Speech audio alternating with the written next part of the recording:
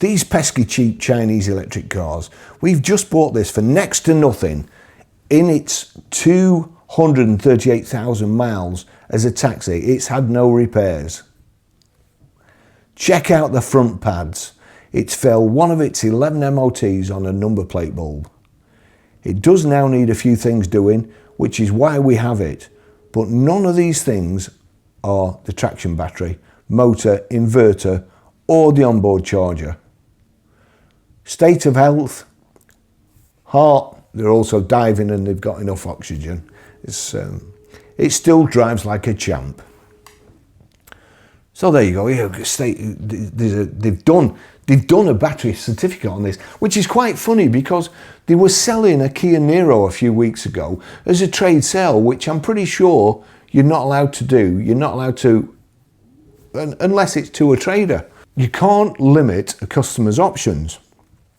And this Kia Niro had done about 60,000 miles and it had a range of 50 miles. Now, they're EV mechanics. They've got a fleet of EV mechanics. Every credit to them, spotted a gap in the market, gone for it. Every credit. Makes me wonder why, if they can do this on this one, why they don't do it on all their other cars. Why they didn't do it on the Kia Niro. Why they didn't put the battery certificate on there. And it's even got their own name on it. Look, 31st of 5th, 2025, Cleveland Mobile, MG ZS EV. 238,071 miles. State of health, 91%. So that's really good. And as I say, all these EV people, they've got a hard job, waking up every morning thinking, oh, Christ, I wonder if there's a ship set on fire with EVs in. I wonder if,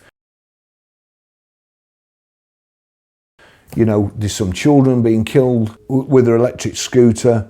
I wonder if anybody's house has been burnt down. I wonder if somebody else has stopped EVs parking in underground car parks. I wonder if they've taken the charges out the Houses of Parliament, underground car park. What possible bad news could be? Depreciation, the top 10 depreciating cars this month are EVs. EVs lose 21% more than an ICE car in 2 years, even though they cost thousands of pounds more. They must go to bed thinking, oh shit, what firefighting, sorry, that's like an EV joke, firefighting. What firefighting am I going to have to do tomorrow? But anyway, they've come across this, look. As I say, they never made a video or publicised the Kia Niro that they were selling as a trade sale. I don't understand that. They didn't do any of that. But this 238,000, fair enough, right, okay. So it's quite a coincidence that I saw this before, because before that, you'll never guess what I saw. It'll make you laugh, really. Not if you've got an EV, or you sell them, or you finance them, or you're in the intelligence unit. Non-runners, electric. So they've got a 238,000 mile one that's traction battery, and nothing wrong with that. But here we go, there's one here, MG Motors UK ZS electric, 105 kilowatt, 45 kilowatts, exclusive hatchback. Doesn't show you the mileage there. It's had 3 owners, red, as I say, it's showing 1 mile there, but if we go and check the MOT, MG ZS exclusive EV, MOT history, oh, well, fancy that, 23,000 miles when it was 3 years old. Offside front shock absorber, has light misting of oil, not too bad, but usual EV owners never think to get it fixed. They only fix things that are broken. No preventative. Offside front shock absorber, still leaking there. And then of course you get the usual brake disc worn, pitted or scored, but not seriously weakened. And that just means that basically your brakes aren't working properly. And they won't work. When you actually need them to work, there'll be a coating of corrosion on them. There's pitting. Pads aren't using the whole surface of the brake pads. The pads get glazed, they get rust embedded in them. and your brakes don't work properly. So when you do actually need to brake, you're doing all this regenerative braking, saving your pads so that they go rusty and they disc warp, they heat up, they corrode, and the calipers seize up too through lack of use. So you don't have to replace them because they've worn out, you have to replace them because they've seized up.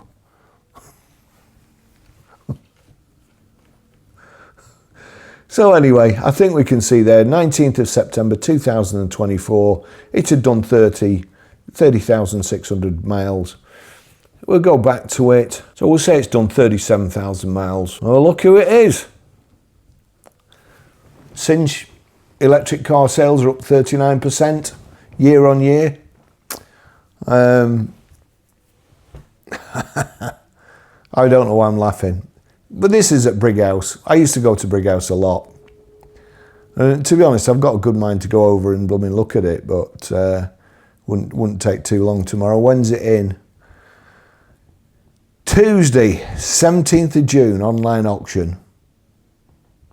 So this is going to be sat in the auction at least until the 17th of June. And with the 11th today, so 3 owners, next one will be the 4th. Servicing, additional service notes, 23,000, and then 30,000 miles on the 19th of the 9th, 2024. So it's had 2 services, yeah, fair enough. Oh dear.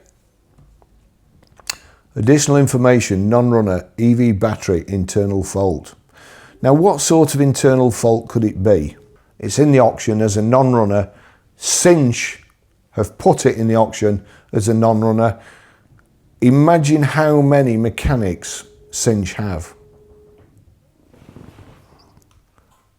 And they haven't fixed it. Why do you think they haven't fixed it?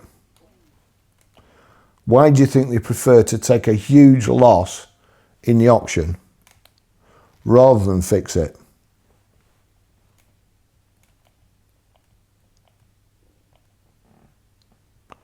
I think we know, don't we? Because it will cost more to fix the car in parts and labour than they will ever make. So they're wiping their mouth, sticking it in the auction, hoping some mug will go and buy it. And plus it's off their premises. Do they know what's wrong with it? Do they want it on the premises? Who knows? Having said that also, I've got some other good news. In my video, I spoke about volt test and doing a battery test on every MOT before they went in the Channel Tunnel, before they went on a ferry, before they went in an underground car park, just to be safe. And I also thought there should be a monitor on these vehicles. There should be a monitor on all electric vehicles. And it should actually warn everybody. You know, the technology's there. If there's something wrong with the car, we've seen certain evangelists drive around with bald tyres with ply cord sticking out. And they keep driving. The same will happen with people with battery faults. So even if they know they've got a battery fault, they'll keep driving it because they probably can't afford to get it repaired. Who can afford to put a brand new battery in a car that's depreciated by 50%?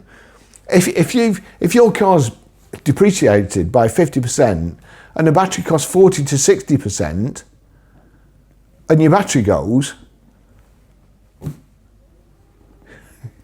it's a write-off. It's a write-off. So this, Cinch non-runner, another one. There was a Cinch non-runner yesterday and one the other day. So they're either very unfortunate or they're buying a load of shite from somewhere. But that's only one. MGs,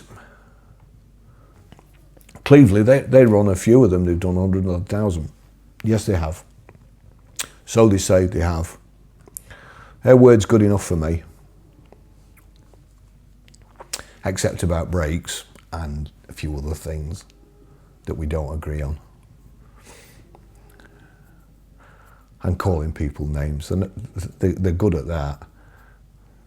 If they're as good at repairing EVs as they are at calling people names, they are, you know, take your car to them. Electric vehicles. So here we go. We'll go to electric. We want a battery grade battery report, because nobody in the right mind would buy an electric vehicle without getting a battery report.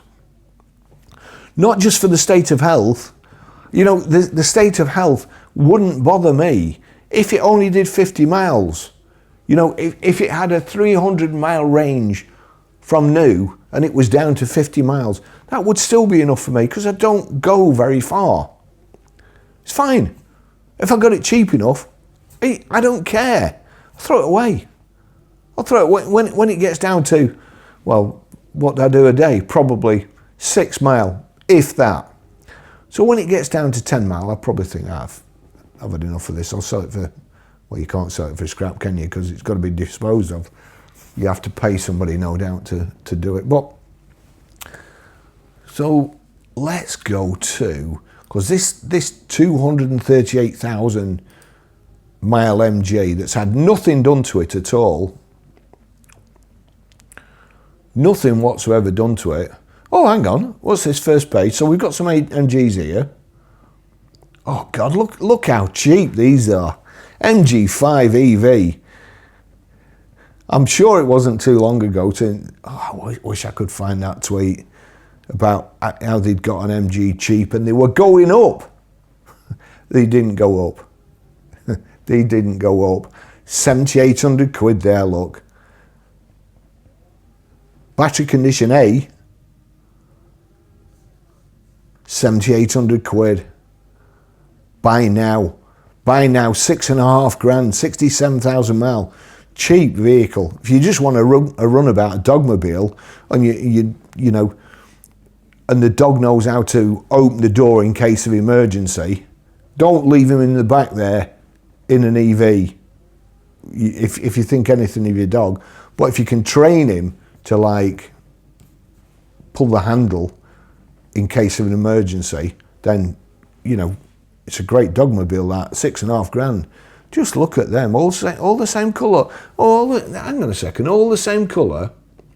CN. Do you think they're in from the same place by any chance? Anyway, what caught my eye? We've seen this one before, look. MG Motor UK ZS Electric, 105 kilowatt. 30,160 miles. So that's the same mileage as that other one. That's funny, isn't it? 31,000 miles. This one's a bit younger. It's a 2021. But both of those vehicles should actually still be covered, shouldn't they, by the warranty? So why wasn't the other one fixed? And why has this got a battery X? So battery X here, 30,167, one owner.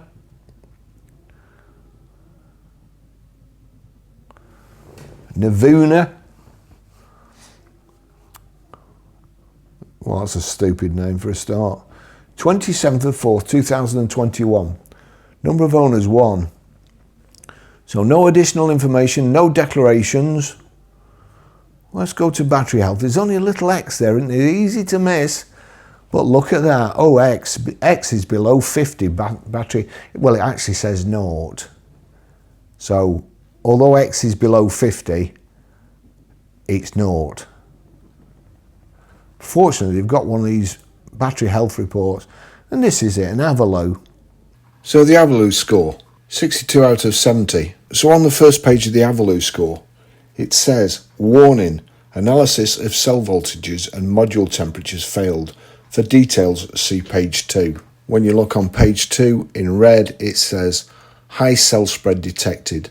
This indicates a defective or heavily unbalanced cell. And that means if it's left unchecked, it can result in thermal runaway and the car setting on fire.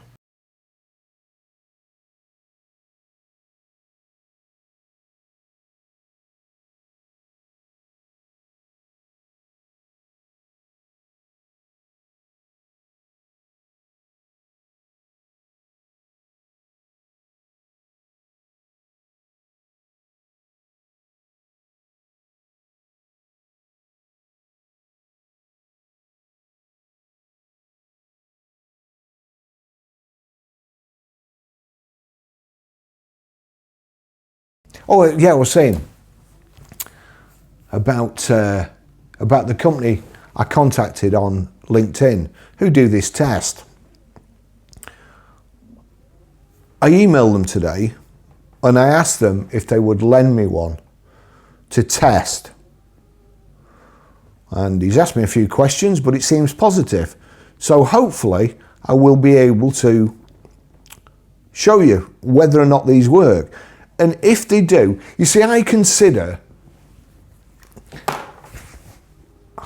like shooting.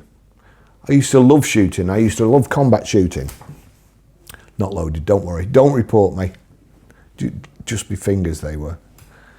Don't report me. So I used to love combat shooting. Brilliant. But do you know what? When I got home with my gun and my ammo, first of all, I'd make sure it was empty. No magazine in, nothing up the pipe. So I'd make sure it was empty. Then I used to put it in my gun safe. And there was two parts to my gun safe. There was the gun safe for my shotguns, and there was my gun safe at the top for ammunition. So there's a safe in a safe. Not good enough for me.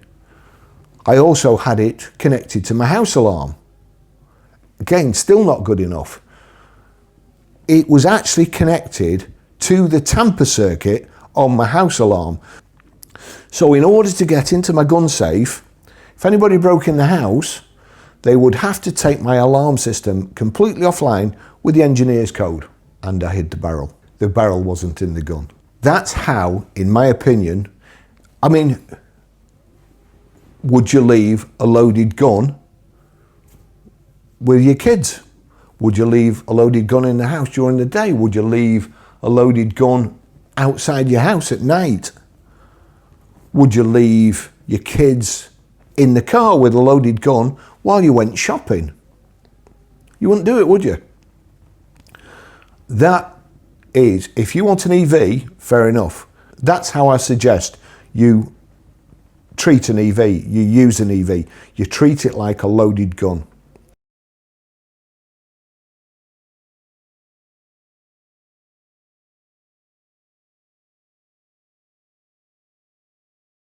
You treat it like, if you leave it unattended, it is going to kill your family. Treat it like that, you will have no problems. Plug it in your garage overnight, you could be a very, very unhappy family. So that's my advice to you. This battery test, I think if I had a vehicle, certainly that I was charging every week, I would buy one of these battery tests and I would check it every week, just like I check my tyres every week, and make sure it was all right and that my family was safe and that my neighbours were safe. Now I'm going to tell you something else. I'm an Octopus Energy affiliate, and if you sign up using the link in my description, you'll get £50 and I'll get £50. I'm also an affiliate for Octopus Energy salary sacrifice cars. I've got to say, the salary sacrifice department seem useless to me. I've tried to get information out of them. I can't. So, you know, I'm looking for somebody else to be an affiliate for salary sacrifice. But my energy here is supplied through Octopus Energy. And they do some very, very cheap, apparently, overnight charging rates for your EVs. So bearing in mind you get 50 quid and I get 50 quid, if you sign up, please do not use my affiliate link to sign up for an overnight charging tariff. Get the best tariff you can for the day. Charge during the day. Charge when you're awake, not when your children are asleep upstairs, not when you're asleep upstairs, your wife's asleep upstairs. Forget about saving a few pennies.